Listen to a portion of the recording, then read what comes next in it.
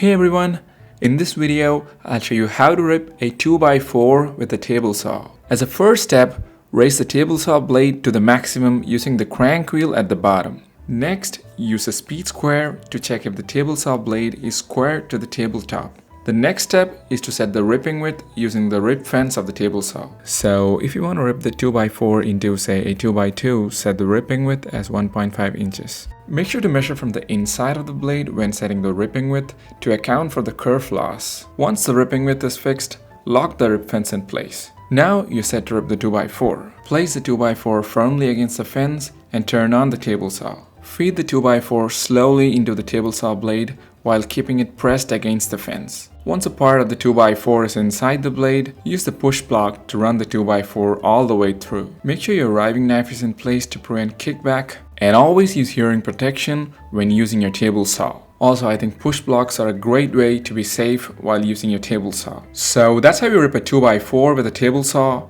If you found this video useful, like and subscribe. Thank you for watching.